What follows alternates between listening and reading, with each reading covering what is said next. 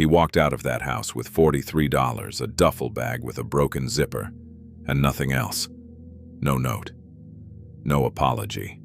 Just the screen door swinging shut behind him and the sound of gravel under his boots as he crossed the yard for the last time.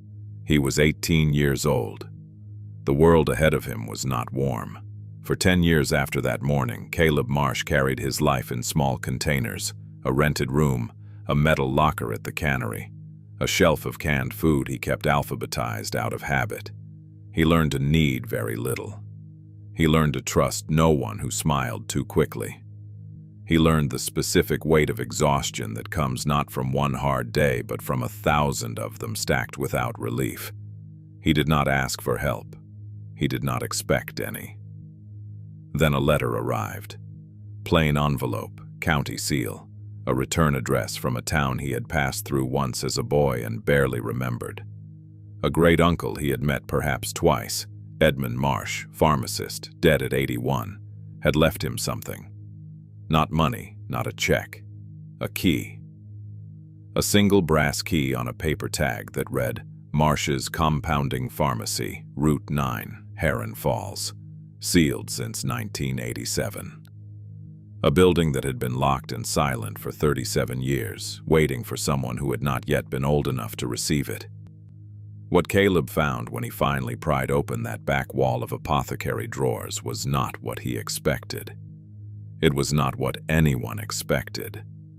The 48 drawers running floor to ceiling along the back wall of that old pharmacy held more than dried herbs and measuring weights.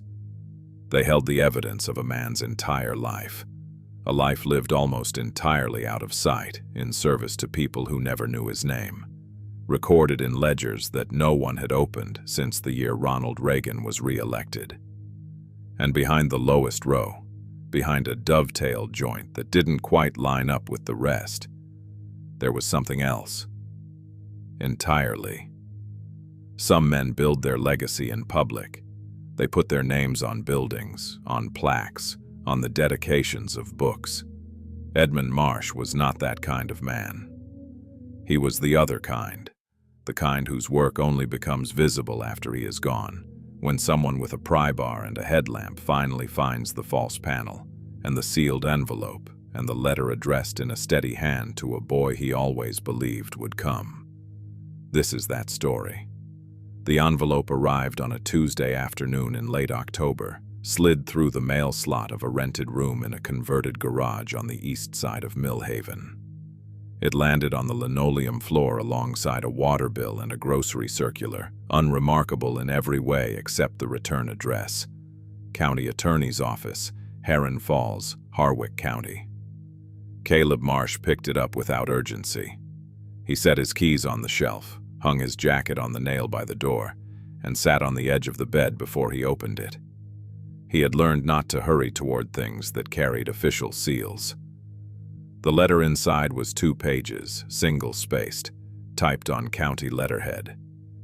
It used words like decedent and devise and fee simple title, words that Caleb read slowly, going back over sentences the way a man tests ice before he puts his full weight on it. His great-uncle Edmund Marsh had died on October 9th at the age of 81, in the care of Harwick County Memorial, with no spouse, no children, and no other living relatives on record.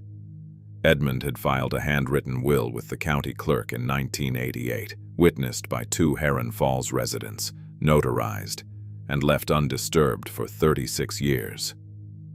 The will conveyed one asset. A single piece of real property located at 414 Route 9, Heron Falls, described as a commercial storefront with attached storage, known formerly as Marsh's Compounding Pharmacy. Conveyed in full to Caleb Jerome Marsh, great-nephew, should he be living at the time of the decedent's death. There was a brass key taped to the second page on a small paper tag. The tag read, "Front Door." The handwriting was neat and very old. Caleb sat with the letter for a long time. He did not remember Edmund Marsh well. There had been a visit once, when Caleb was perhaps 7 or 8, to a quiet house that smelled of camphor and old paper. A tall man with white hair and careful hands who had given him a butterscotch candy from a glass dish on the kitchen counter and said very little. That was nearly everything Caleb retained of him. The man had not attended the funeral when Caleb's parents died. He had not appeared during the years that followed, when Caleb moved from one placement to the next across 4 counties. He had not written. He had simply existed somewhere off to the side of Caleb's life, present only as a name on a document now, and as a brass key on a paper tag lying in Caleb's open palm. He set the key on the shelf next to his own keys and read the letter a second time. The county attorney's office required him to appear in Heron Falls within 60 days to complete the transfer of title, or the property would be subject to a separate probate process. There was a phone number.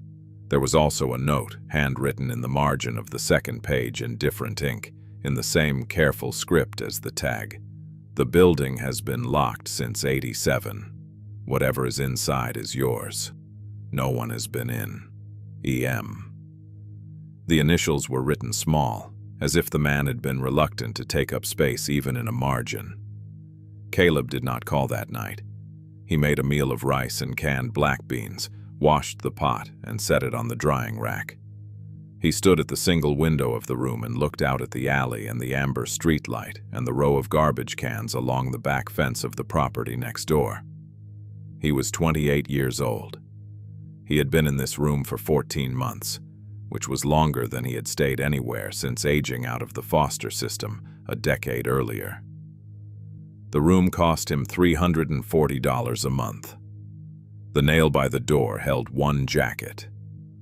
The shelf held a padlock he had bought for $9 to secure his locker at the cannery, a paperback he had read twice, and now a brass key on a paper tag. The county attorney's name was Diane Pruitt. When Caleb called on Wednesday morning from the parking lot of the cannery on his break, she answered on the second ring. Her voice was unhurried and direct. She explained that the property taxes on the Route 9 building had been in arrears for 11 years before Edmund quietly paid them current in 2014 and again in 2019.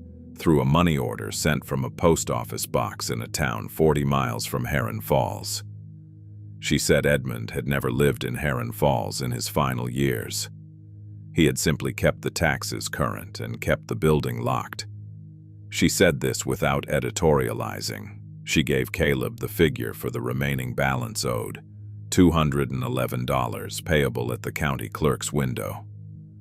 She said she would have the deed ready when he came. Caleb wrote the figure on the back of his hand with a pen from his shirt pocket, $211. He had $460 in his checking account. He gave notice at the cannery that Friday. His supervisor, a heavy-set man named Greer, who communicated primarily through sighs and clipboard gestures, did not ask why. Caleb worked through the following Thursday, received his final check of $384, cashed it at the check-cashing window on Delmar Street, and packed the duffel bag that had been under his bed for 14 months. The bag had a broken zipper on the outer pocket, the same broken zipper it had carried since the morning he walked out of his aunt's house in Crestfield 10 years ago. He had never replaced it. He zipped the main compartment, which still worked, and set the bag by the door. He did not know what Heron Falls looked like. He did not know what 414 Route 9 looked like, or what 37 years of sealed darkness did to a building's interior, or whether the floors were sound, or the roof had held, or whether there was anything left inside worth the drive. He knew only what the letter said and what the margin note said, and what the brass key felt like in his hand, which was small and specific and real in a way that very few things in his life had recently been. He pressed the paper tag flat between his thumb and forefinger. Front door. The words were written without flourish, in the hand of a man who had apparently spent decades doing quiet things that no one was watching. Caleb put the key in his jacket pocket. He turned off the light. He sat in the dark room for a moment, listening to the alley, and then he stood and picked up the duffel bag and walked out. He had aged out on a Thursday in March, which was not a day that carried any particular ceremony. A caseworker named Phyllis had driven him to the county offices in a beige sedan that smelled of air freshener and old coffee, walked him through a final set of forms on a particle board desk, and handed him a manila envelope containing his birth certificate, his social security card, and a check for $425 issued by the state. She said he could call the office if he had questions. She did not say what kind of questions. He signed where she pointed, took the envelope, and walked out into a parking lot where the snow had melted into gray runnels along the curb. He was 18 years old, and he had nowhere to go before noon. His aunt's house in Crestfield had been the last placement, and it had not been a gentle one. Margaret Haverford was his mother's older sister, a woman who kept her house very clean and her opinions very loud. She had taken Caleb in after the accident, not out of warmth, but out of a sense of obligation she resented from the first week, and announced regularly thereafter. He did the dishes. He mowed the yard. He stayed out of the living room when her friends came over. None of it was enough. On the morning of his 18th birthday, she told him plainly that the room he was using was needed for other purposes, and that the state's involvement in her household was at an end. He did not argue. He packed the duffel bag in 11 minutes and crossed the yard without looking back. The screen door swung shut behind him, with a sound like a period at the end of a sentence. The $43 in his pocket that morning had come from a tin he kept on the shelf of his closet. Money saved from cutting lawns the previous summer, $1 or $2 at a time, accumulated with no particular plan, except the instinct that having something was better than having nothing. He had eaten a gas station breakfast and walked 2 miles to a motel on Route 40 that rented rooms by the week. The room was $61. He was short. The man at the desk, a compact Vietnamese man named Tran who wore a cardigan and bifocals, looked at Caleb's $43 on the counter, and then looked at Caleb and said he could have the room for the week and make up the difference when he found work. Caleb did not know what to do with that. He picked up the key and went to the room and sat on the bed for a while before he thought to say thank you. And by then, Tran was already back behind the frosted glass of the office window. Work came within 4 days. A tire shop on the commercial strip needed someone to mount and balance. No experience required, the owner said. Just show up on time and pay attention. Caleb showed up at 7:45 every morning for the next 8 months. He learned to read a torque spec, to seat a bead without burning his fingers twice on the same mistake, to stack a wheel the right way so it didn't walk off the rack. The owner, a man named Deschler, paid him $9.75 an hour in cash on Fridays. It was not enough to save much. It was enough to stay. He moved out of the motel after 6 weeks into a room in a house on Clement Street, shared with 3 other men he knew only by first name and work schedule. He paid $85 a month and used the bathroom between 5 and 5:30 before anyone else was up. The cannery came later, after the tire shop closed when Deschler retired and sold the building to a cell phone franchise. Then there was a season at a lumber yard in Bowman County, stacking and pulling orders which paid more, but required steel-toed boots he bought second-hand for $14 from a bin at the Salvation Army. Then, overnight stock at a warehouse distribution center outside Millhaven, where he worked from 10 at night until 6 in the morning, moving pallets of household goods through a building so cold in winter that he wore 2 pairs of socks inside the steel-toed boots. He learned to sleep during the day with a towel over the curtain rod to block the light. He learned to cook 4 things well: rice, beans, eggs, and a potato soup his mother had made that he reconstructed from memory over the course of a year until it tasted approximately right. The room in the converted garage on the east side of Millhaven was the best place he had lived in the decade since Crestfield. It had its own entrance, which mattered. A single window that faced the alley, which mattered less but was still a window. The landlord, a retired electrician named Boggs, lived in the main house, and left Caleb alone as long as the $340 arrived in his mailbox by the first of the month. Caleb had not missed a first in 14 months. He kept the room clean with the same methodical habit he had developed in the motel, in the shared house, in every place where the space belonged to someone else, and cleanliness was the minimum courtesy. A shelf held his paperback, his padlock, his work gloves, a can of WD-40, and a tin of throat lozenges. The floor was swept. The dishes were done. He did not think of himself as someone waiting for anything. That framing would have seemed to him vaguely dishonest, the kind of story a person tells to make a hard life sound like it had a shape. He was simply living the life that was in front of him, one shift at a time, 1 month's rent at a time, making small economies and small routines that kept things stable. He did not drink. He did not gamble. He watched the weather out of habit. He went to the library on Sunday afternoons when the cannery was closed and read for 2 hours in a chair near the periodical shelves. Not because he was looking for anything in particular, but because the library was warm and quiet and no one asked him to explain himself. These were not ambitions. They were practices.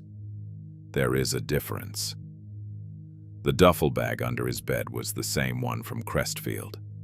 The broken zipper on the outer pocket had broken the morning he left, and he had never fixed it because fixing it had never risen to the level of urgency.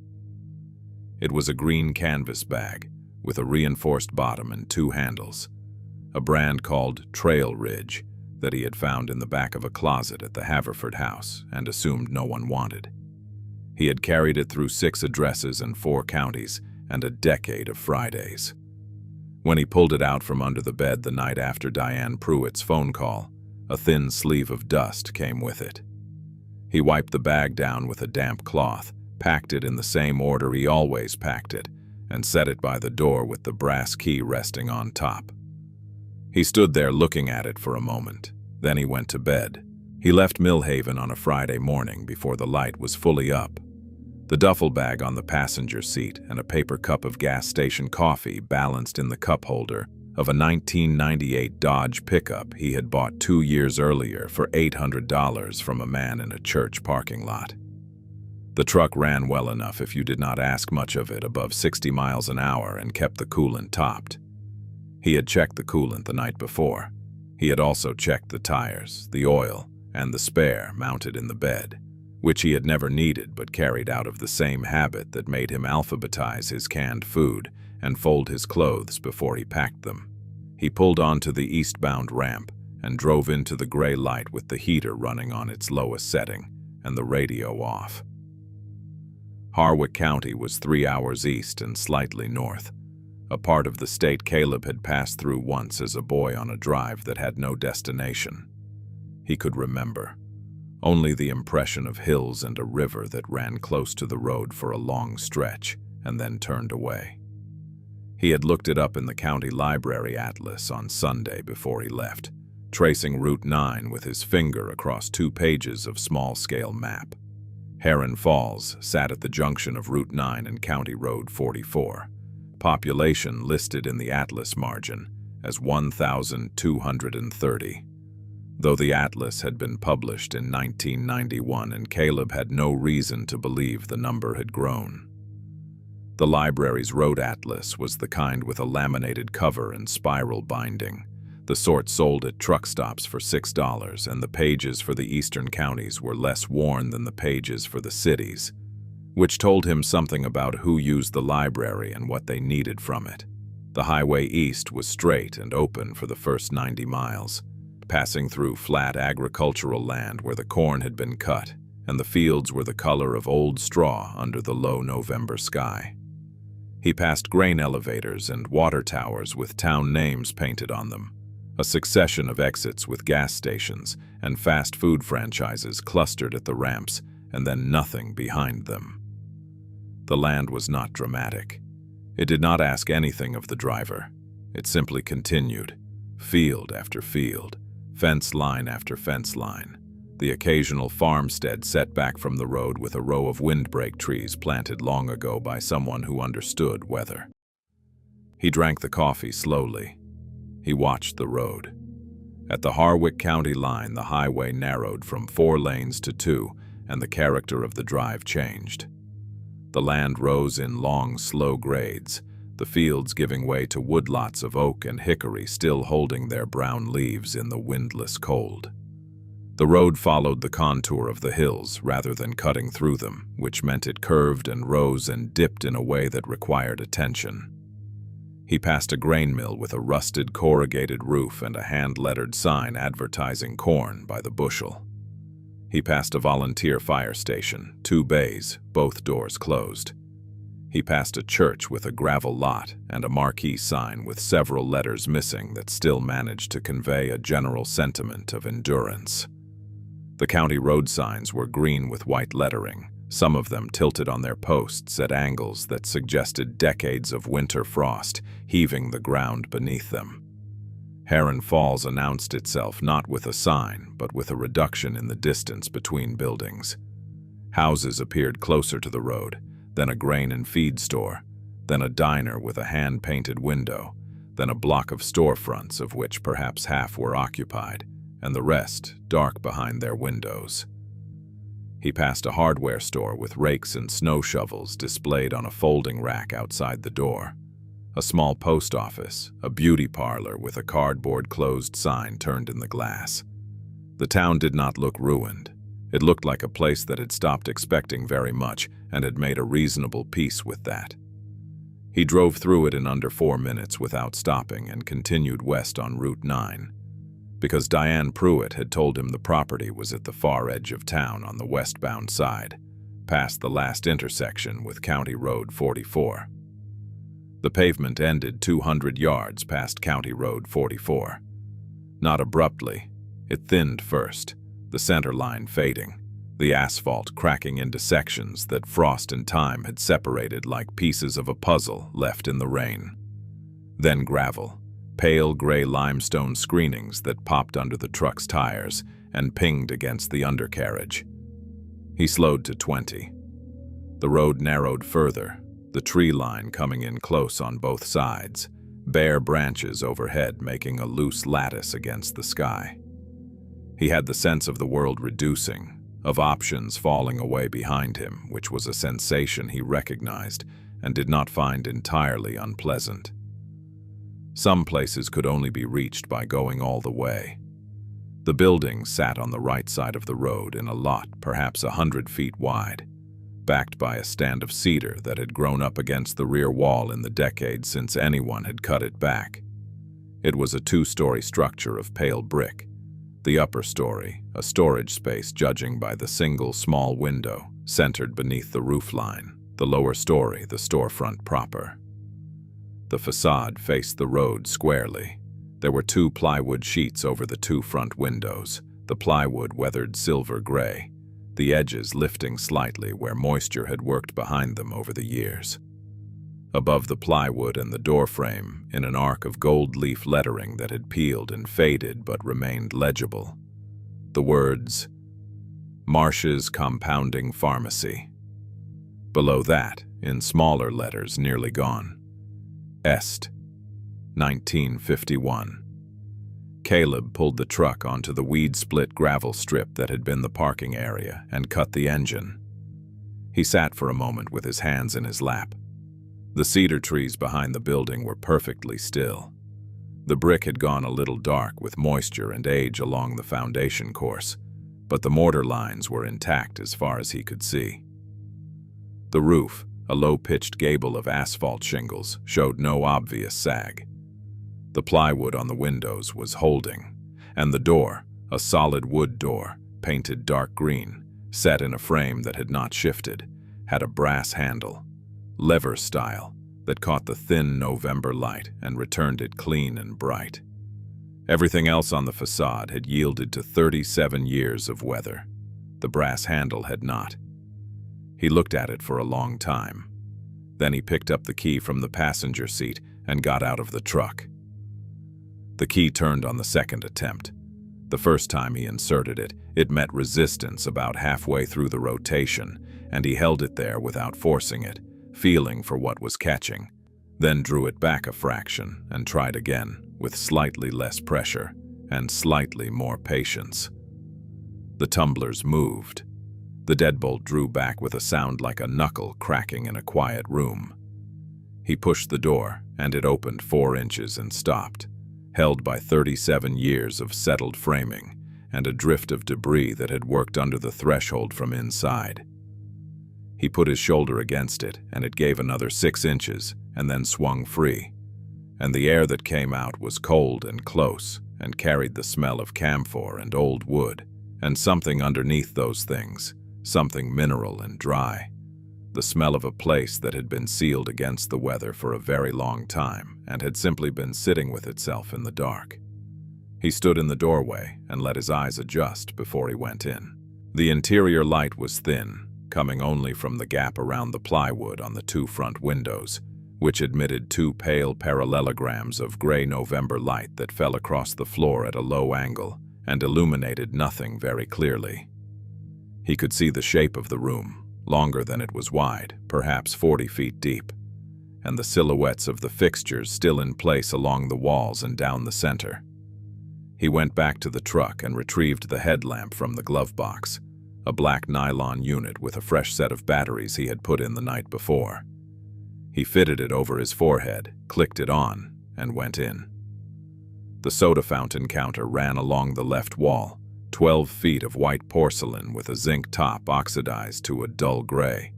3 stools in front of it still bolted to the floor, their red vinyl seats cracked and sunken but still present. Behind the counter, a Hobart mixer sat on a shelf bracket, its stainless bowl clouded with oxidation, the mixer arm still in the down position as if whoever had last used it had simply stepped away. Above the mixer, a row of amber glass canisters with ground glass stoppers, the labels still legible in faded typescript: peppermint oil, zinc oxide, boric acid, kaolin. The labels were typed on a manual typewriter with a slightly worn ribbon, the letters uneven in pressure, some lighter than others, which meant they had been typed by a person at a particular desk on a particular afternoon, and not printed by a machine in a facility somewhere. He read each label. He did not touch them. The dispensing counter ran across the back third of the room, separating the retail floor from the compounding area behind it. It was solid oak, dark with age, with a hinged pass-through section raised and latched. The cash register on the near end of the counter was a national model with a hand-painted price wheel and a drawer that stood open and empty, which meant Edmund had emptied it before he locked the door, which meant the closing had been deliberate.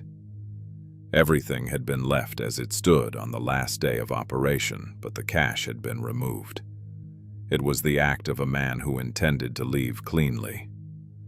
Caleb put his hand on the oak surface and felt the grain under his palm, smooth in the center where decades of transactions had polished it, rougher at the edges where no one had touched.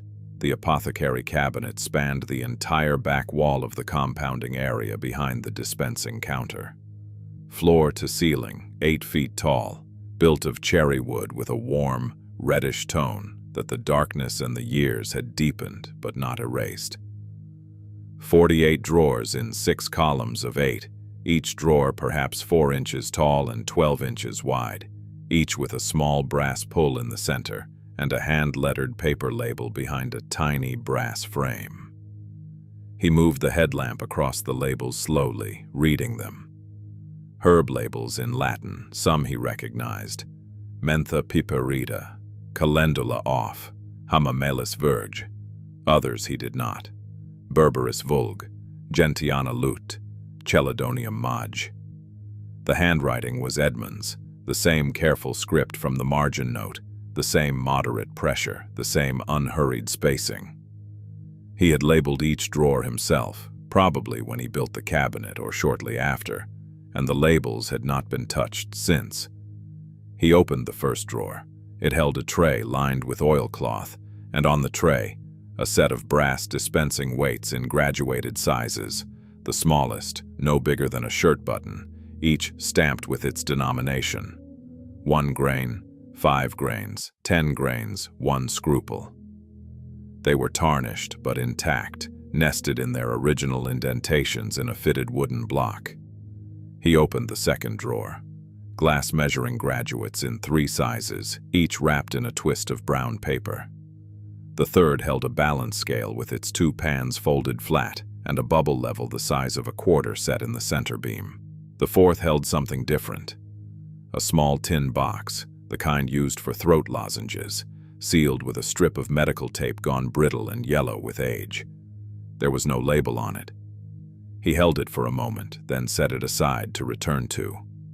He worked across all 48 drawers over the following hour, opening each one, reading its contents, closing it again.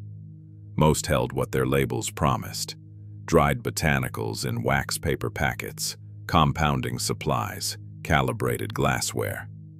But not all of them.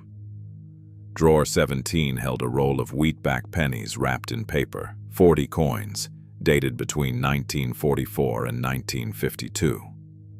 Drawer 23 held a folded letter in a plain envelope, unsealed, addressed in faded pencil to Edmund from a woman named Grace, dated 1968.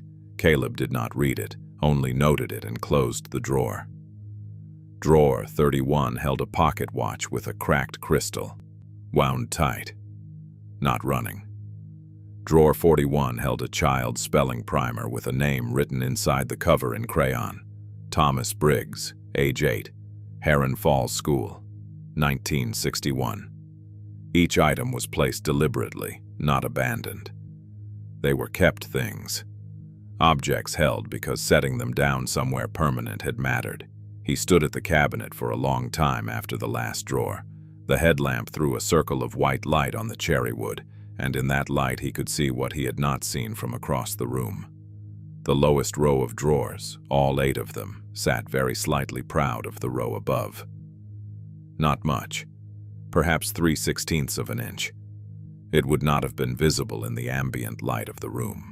It was only visible in direct light, at close range, to someone who had just spent an hour looking at every drawer in the cabinet and understood the tolerances of the work.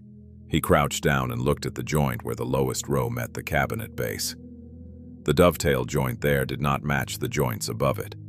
The pins were cut at a slightly different angle, the tails slightly wider. Same wood, same finish, same brass pulls. Different hand, or the same hand in a different purpose. He pressed the flat of his palm against the face of the lowest row. It did not give. He pressed at the left edge. Nothing. He pressed at the right edge, low, near the base, and felt a seam he had not felt anywhere else in the cabinet.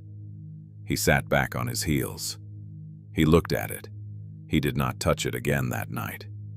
He slept in the truck that first night, parked on the gravel strip in front of the pharmacy with the windows cracked and a wool blanket pulled from behind the seat. It was not a hardship. He had slept in the truck before, on the drive up from a lumberyard job in Bowman County 2 winters back when a snowstorm had closed the highway, and the nearest motel wanted $80 for a room he would have used for 5 hours. He knew how to position himself across the bench seat, jacket folded under his head, feet toward the passenger door. He woke at 6:10 when the light came up gray and flat over the cedar trees behind the building, and lay still for a minute listening to the silence, which was the deep, uninterrupted silence of a place where no traffic passed and no neighbors stirred at that hour. Then he sat up, put on his boots, and got out. The morning air was cold enough to see his breath. He walked a slow circuit around the building's exterior, something he had not done the day before in the failing light. The rear wall was solid brick, the cedar trees crowding it within 2 feet in places, their roots lifting the concrete pad that had once been a delivery area. One section of gutter had pulled away from the fascia at the northeast corner, but the fascia itself was intact, and the roof edge showed no rot that he could see from the ground. The east side had a single door, steel, no window, with a hasp and a separate padlock that matched the vintage of the front lock, meaning Edmund had locked it with the same intention. The west side had no openings. He stood at the rear of the building and looked at the cedar trees and the way they had pressed in against the brick over 37 years, patient and indifferent, and thought that cutting them back would be among the first physical tasks the property required. He drove into Heron Falls proper for coffee and found the diner on the main block open, a narrow room with 6 tables and a counter with 4 stools, the kind of place that had been open since before anyone currently working there was born. A woman named Bev, according to the name tag pinned to her apron, poured his coffee without asking and set a laminated menu in front of him that listed breakfast items in a font last updated sometime in the 1980s. He ordered 2 eggs and toast for $3.80, which was the price on the menu, and ate them at the counter looking out through the window at Elm Street, where the morning was beginning in the slow, measured way of a small town in November. A truck pulling out of the feed store lot, a woman in a heavy coat walking a dog, the post office lights coming on behind its plate glass window.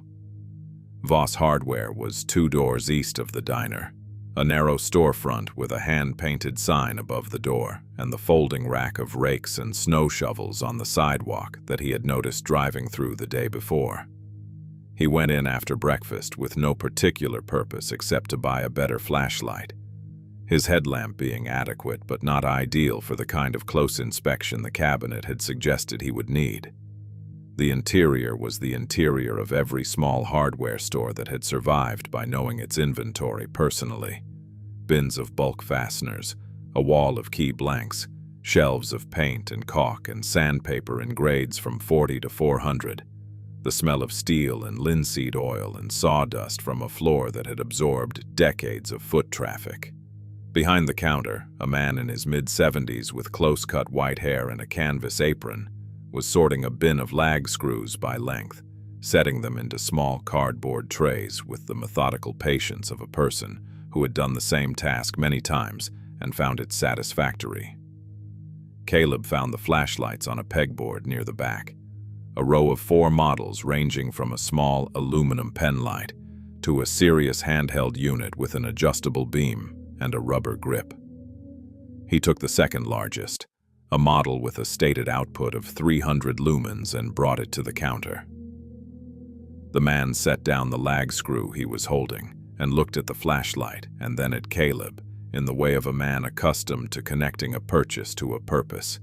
He said nothing for a moment. Then he said, "You the one out at Edmund's place?" It was not a question. Caleb said he was.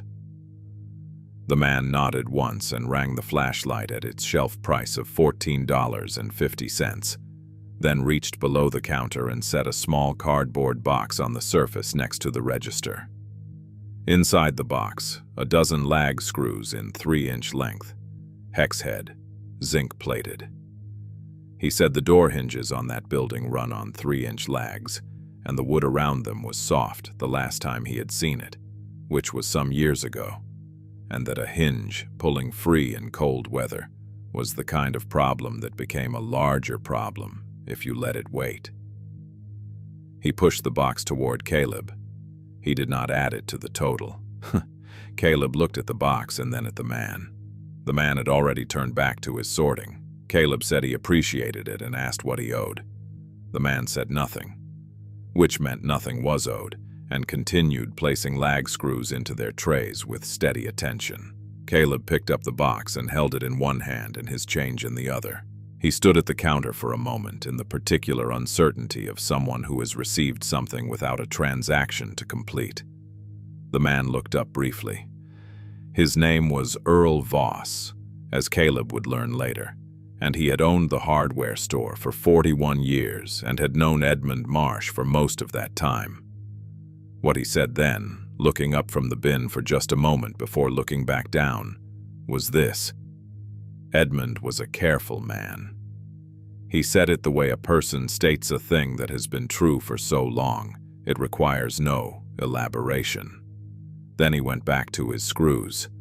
Caleb walked back to the truck with the flashlight in one hand and the box of lag screws in the other. He set them on the passenger seat next to the duffel bag. He sat behind the wheel without starting the engine. The morning had warmed by 2 or 3 degrees, and the sky had gone from flat gray to a slightly lighter gray that suggested the cloud cover was thinning somewhere to the west. He looked through the windshield at the Elm Street storefronts and the feed store and the post office and the diner where Bev was visible through the window, refilling someone's coffee. He thought about what Earl Voss had said, not the words exactly, but the way they had been offered, plainly and without ceremony. The way a man hands you a tool he knows you are going to need before you know it yourself. Edmund was a careful man. He turned the words over once. Then he started the truck and drove back out Route 9 toward the pharmacy. He spent the second day on the door hinges, which proved Earl Voss right. The top hinge on the front door had pulled away from the jamb on the frame side, the original screws still seated but turning freely in wood that had compressed and softened over decades of freeze and thaw. He drilled the holes out with a 3/8 bit, tapped in wooden dowels cut from a length of half-inch oak dowel rod he found on the compounding room shelf, still in its hardware store wrapping. Let the wood glue set for an hour, and drove the 3-inch lag screws home with a socket wrench, a 3/8-inch drive with the rubber grip worn smooth on one side. The hinge seated firm. He tested the door 4 times, opening and closing it at different speeds, and it held without complaint each time. Small work.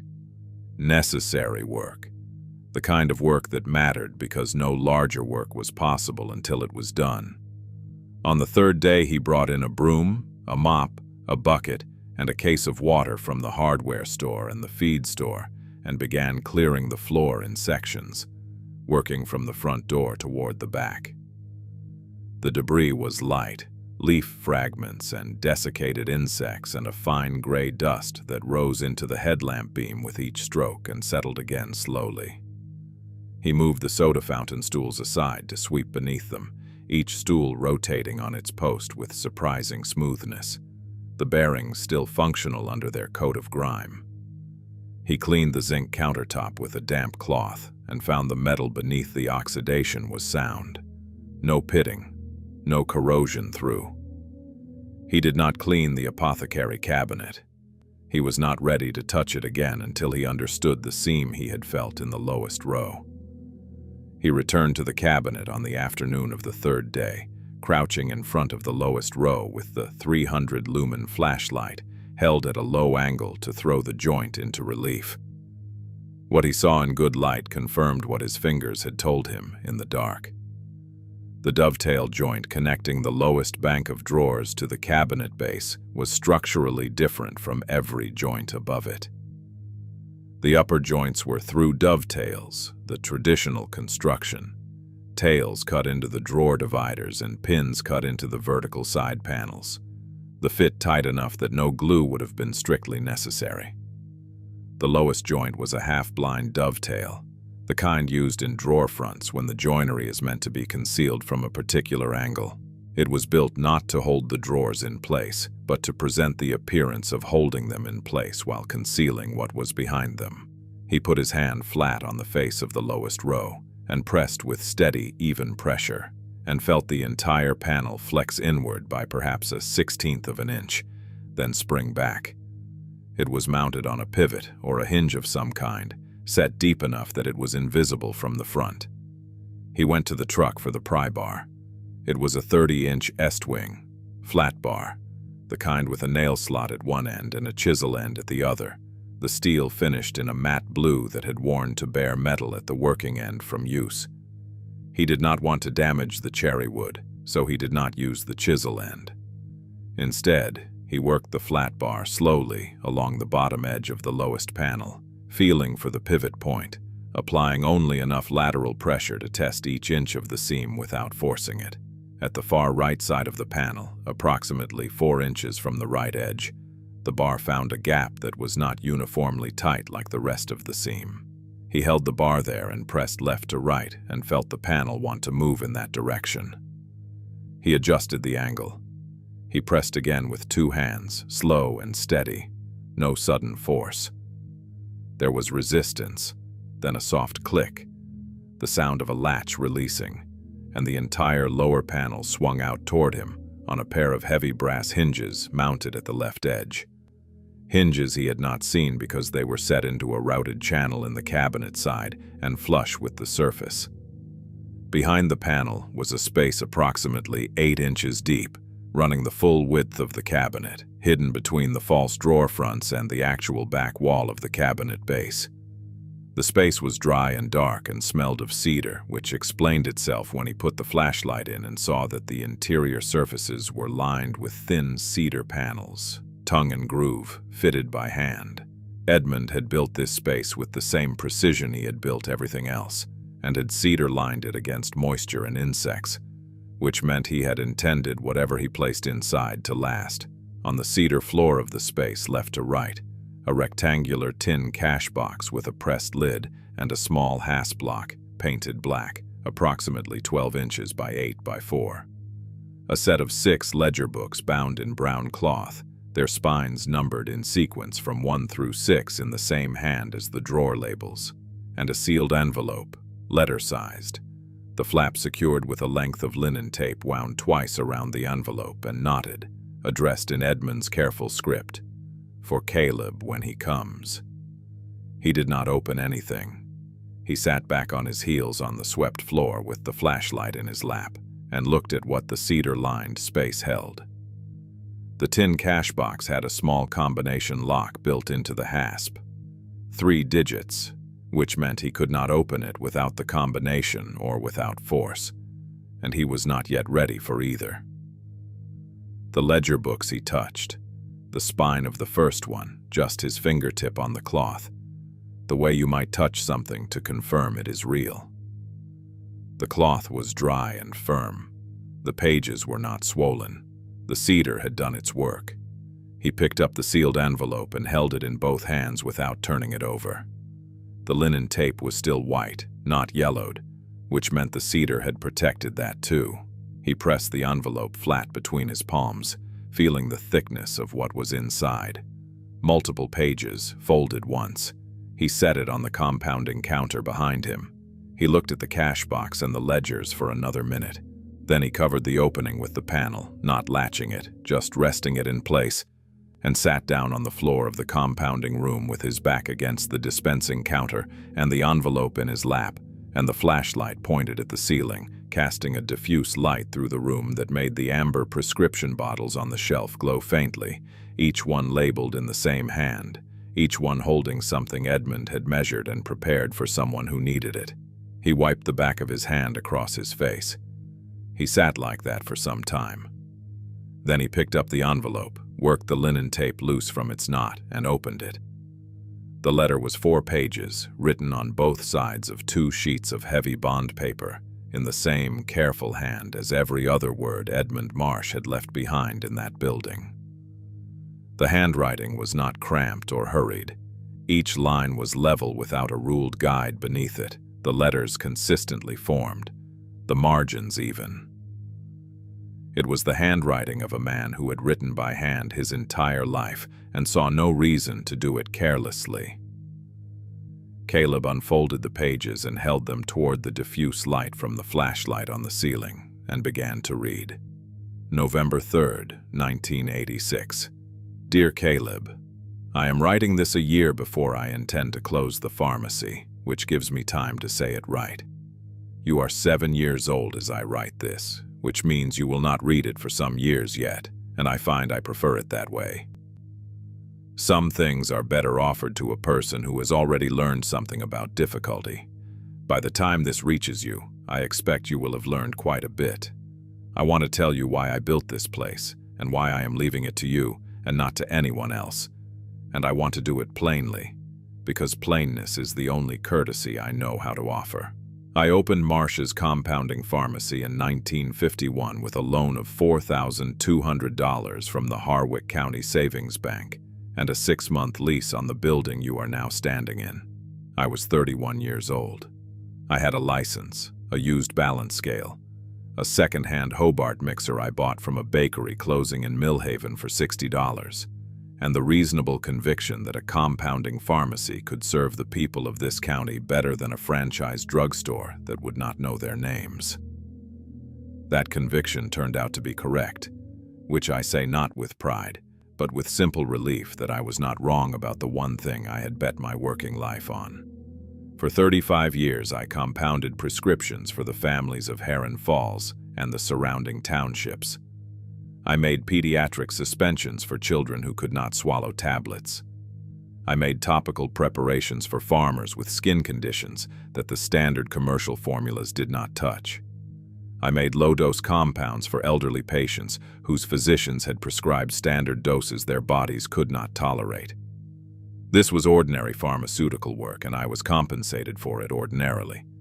But there was another category of work that I did not record in the regular accounts, and for which I was not compensated, and it is that work which I want to explain to you now. The ledgers numbered 1 through 6 in the cedar compartment contain the complete record of every prescription I compounded at no charge between 1951 and 1986. There are 412 entries across the 6 volumes. Each entry records the patient's name, their household circumstance as I understood it, the compound prepared, the retail value of the materials and labor, and the date. The total value of those 412 transactions, calculated at fair market rate, is listed on the final page of Ledger 6. I will not write the figure here because figures age poorly, and that one was already 35 years in the making when I wrote it. What the ledgers show is simply this. There were families in this county who needed medicines they could not pay for, and I had the materials and the training to make those medicines, and so I made them.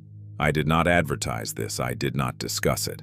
I told each patient that the prescription had been covered by a billing arrangement with their physician, which was a gentle untruth that I decided was preferable to the alternative, which was allowing a person to feel indebted for something they should not have to feel indebted for. If this was dishonest, I accept that judgment. It seemed to me at the time, and seems to me still, the correct dishonesty. The tin cash box holds the combination 372. Inside it you will find the title to the building, clear of any lien as of this writing, and a passbook for an account at Harwick County Savings under the name of the Marsh Compounding Trust, established in October of 1986. The account was funded with the proceeds of the pharmacy's equipment sale, minus the pieces I chose to leave in place, which I left because a room with its fixtures in it is a room that remembers its purpose, and I wanted that for you. I will not tell you what the account holds, because again, figures age. What I will tell you is that it is enough to do something with. What that something is, I leave entirely to your judgment. You are the one who will be standing in that room. You will know better than I do what it wants to be. I want to say something about why I chose you and not someone closer to me in years or in contact. The honest answer is that I watched what happened to you after your parents died, and I was not proud of myself for the distance I kept. I kept it because I was a man of habits and solitude, and I did not know how to insert myself usefully into a situation that was already in the hands of the county. I tell myself that was a practical judgment. I am not entirely sure it was. What I am sure of is that I followed your placements through Diane Pruitt's office, which has been patient with my inquiries, and that I know something of what your years have cost you. I am not trying to compensate you for a difficulty I failed to prevent. I am not under the illusion that a building and a trust account are an apology, or that an apology would be worth anything from a man you barely know. What I am trying to offer is simply a place to stand and something to work with. The rest is yours. One last thing. There is a woman named Grace Hollis whose letter you may have found in drawer 23. She was a patient of mine for many years and a friend in the way that people become friends across a dispensing counter, which is a real way, though it has no formal name. She passed in 1979. The letter in that drawer was one she wrote me after I told her I had compounded her final prescription without charge. She did not want me to do that without acknowledging it, which was her nature.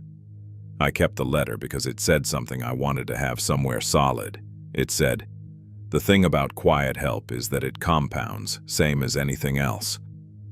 I thought that was exactly right. I still do. Do with this place what you think is quiet and useful, and let it compound. That is all I ask. Your great uncle, Edmund R. Marsh. November 3rd, 1986. Caleb read the letter through twice, the second time more slowly than the first, stopping at certain lines and holding them before moving on. When he finished, he folded the pages back along their original creases and held them in his hands on his knees. The flashlight on the ceiling had not moved.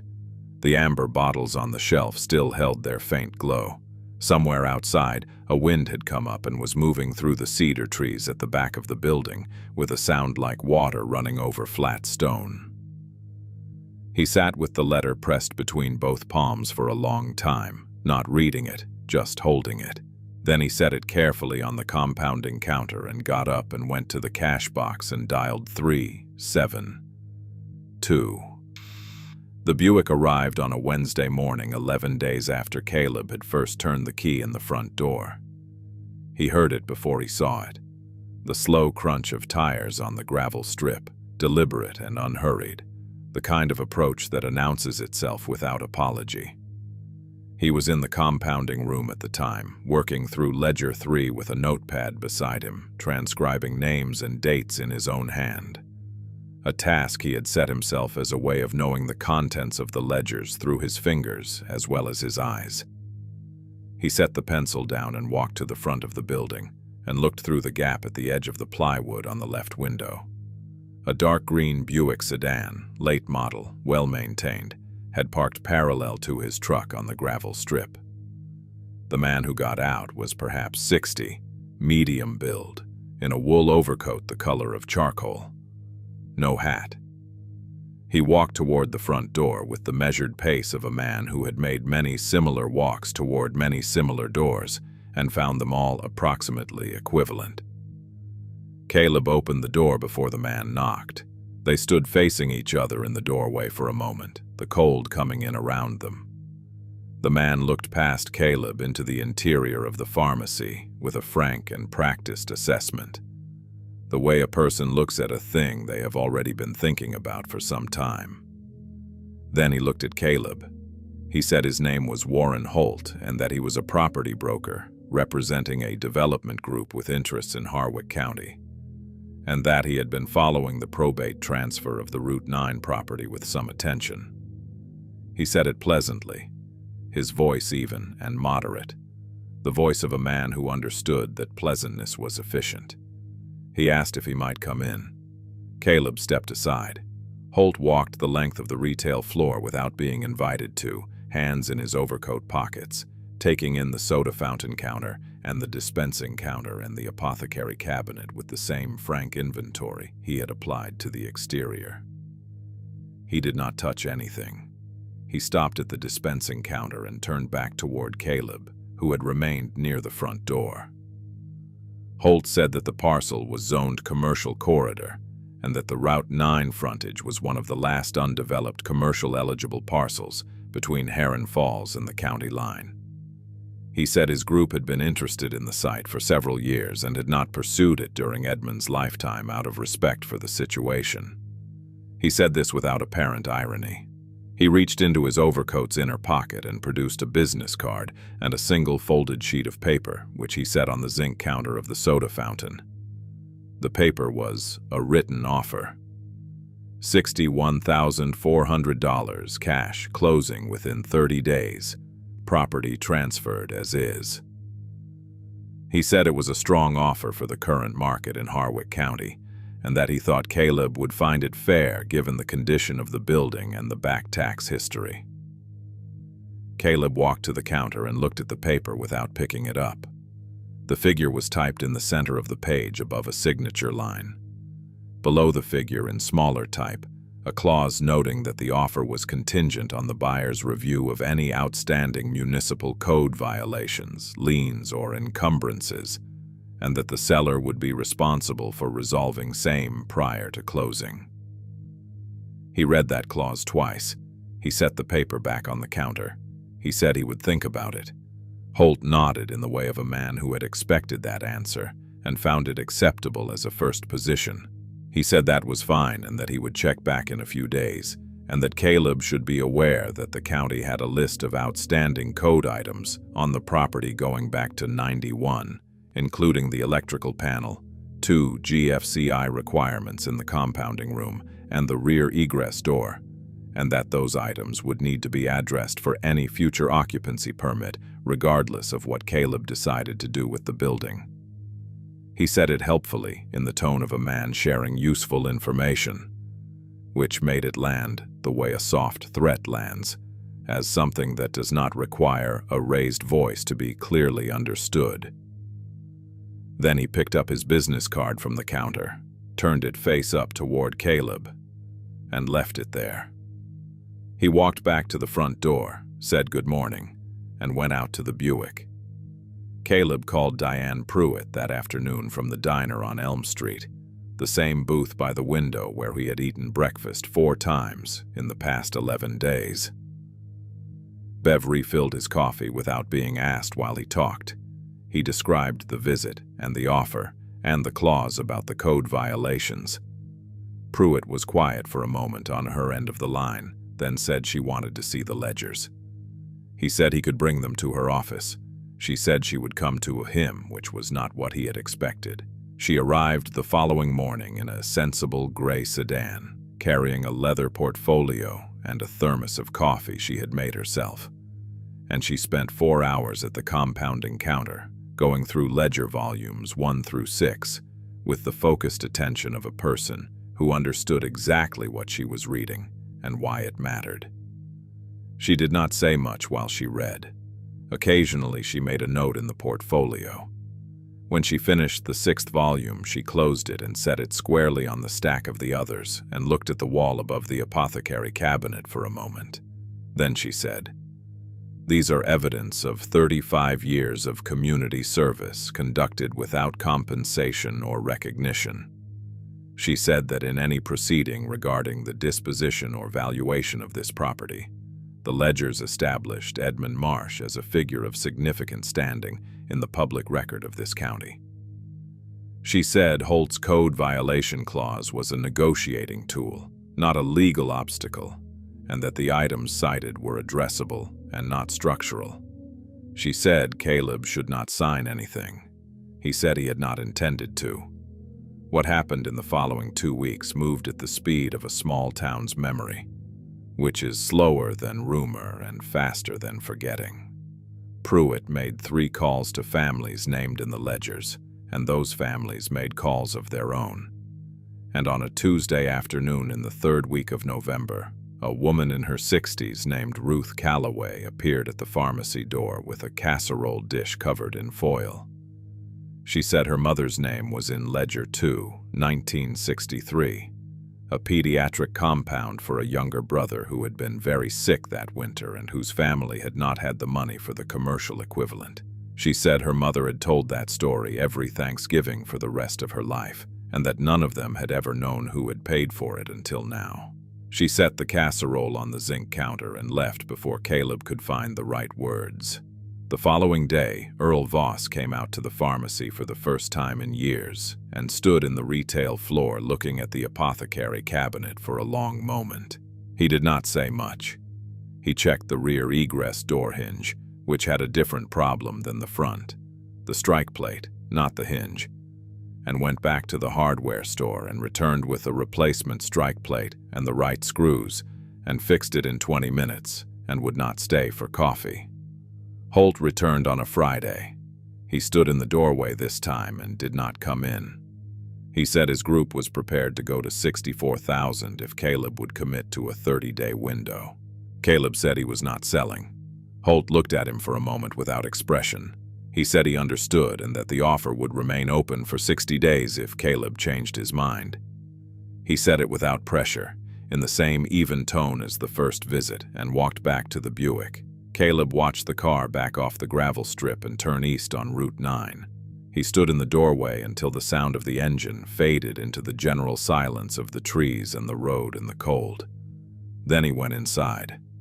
The electrical work took 3 weeks in January, contracted to a licensed electrician from Millhaven, named Pete Sorrell, who drove out on County Road 44 each morning in a white van with a ladder rack and worked without complaint in the cold interior, replacing the panel, running new Romex to the compounding room, installing the GFCI outlets at the 2 locations the county had flagged, and adding a dedicated 20-amp circuit to the soda fountain counter where the Hobart mixer sat. Sorrell was a spare-worded man who brought his own coffee in a Stanley thermos and ate his lunch in his van, and asked no questions about the building's history or Caleb's intentions. He did good work. The final invoice came to $2,140, which Caleb paid from the trust account by check at the county savings window on a Thursday morning in February. He stood at the teller window for a moment after the transaction was complete, looking at the updated passbook balance, and then folded the passbook and put it in his jacket pocket and walked out into the cold, bright air of the Heron Falls main block. He had spent the winter months making the building habitable in the modest and reversible way of a person who is not yet certain what it will become. He insulated the rear storage room, which was where he had been sleeping on a cot he bought secondhand from the feed store for $18. He repaired the 2 sections of gutter. He cut the cedar trees back from the rear wall with a bow saw over 4 cold Saturdays, stacking the cut boughs in a pile that he let dry for future kindling. He stripped the plywood from both front windows and cleaned the glass behind them, and for the first time since he had arrived, natural light came into the retail floor in the morning, falling across the soda fountain counter and the oak dispensing counter and the apothecary cabinet in a way that showed the cherry wood's color properly, which was a deep, reddish amber that changed quality as the light moved through the day. Several people drove past slowly on Route 9 after the plywood came down. 2 of them stopped and came in. He made them coffee on a hot plate he had set up behind the dispensing counter, and they stood in the retail floor and looked at the cabinet and told him things about Edmund that he wrote down in a separate notebook that was not one of the ledgers. In March, Pruitt filed the completed title transfer and closed the Marsh Compounding Trust account, rolling the balance into a new account under Caleb's name at the same bank. She charged him nothing for the work, which he discovered when he went to her office with a check, and she declined it. She said Edmund had retained her to handle the transfer at no cost to the heir and had paid her fee in advance in 1988, a retainer she had held in a client trust account for 36 years. Caleb stood in her office doorway for a moment with the uncashed check in his hand. Pruitt was already turning back to her desk. He said, "He paid you in '88 to help someone he didn't know would ever show up." She said, "That was Edmund." She said it the same way Earl Voss had said Edmund was a careful man, as a complete statement requiring no addition. Caleb folded the check and put it back in his pocket and thanked her and left. By April, the building had a certificate of occupancy from the county, the first it had held since 1987. Caleb had not yet decided on a name or a purpose in formal terms, but the informal terms had been clarifying themselves since January without being forced. Ruth Calloway had begun coming on Tuesday mornings to help clean and catalog the compounding supplies that were still usable. Earl Voss had appeared one Saturday with a college student he knew who was studying herbalism at a school in the next county, a quiet young woman named Dara, who spent 2 hours examining the botanical drawers with a reverence that needed no commentary. A retired physician named Hobart, no relation to the mixer, he said, though he said it with a smile, had contacted Pruitt after hearing about the ledgers and offered to provide medical oversight if the building ever returned to any kind of health-adjacent use. Caleb wrote all of this in the notebook. He did not hurry toward conclusions. The thing he decided on by late April was modest and specific. He would open the building 2 days a week as a community dispensary and herbal compounding resource, working with Dara and under Hobart's oversight, offering what Edmund had offered in the secondary and unrecorded half of his practice, compounds and preparations for people who needed them and could not easily afford the commercial alternatives. He would not advertise. He would keep records in the same format as Edmund's ledgers, which seemed to him the correct continuity. He had the trust account balance to sustain it for several years without income, which was long enough to find out if it could sustain itself. He had the building, he had the cabinet, he had the balance scale and the Hobart mixer and 48 drawers of botanical compounds that Dara had determined were, in the majority, still viable. He did not think of it as a plan so much as a direction. It was enough to start. He was behind the dispensing counter on a Thursday afternoon in early May, filling out the county registration paperwork with a pen that kept skipping, when he heard tires on the gravel outside. Not the Buick. He knew that sound now, and this was not it. He looked up through the front window and saw a rusted Honda hatchback pull onto the strip and stop at an angle, the way someone parks when they are not sure they are in the right place. The door opened and a young woman got out. She was perhaps 19 or 20 with a canvas duffel bag over one shoulder, the zipper on its outer pocket visibly broken. She stood outside the front door for a moment, looking at the gold leaf lettering above the entrance, reading it. Then she knocked. He opened the door. She asked if this was the pharmacy. He said it was becoming one.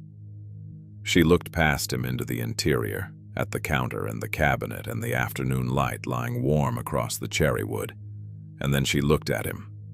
She said she had heard in town that there might be work here and that she knew something about plants and was willing to learn the rest.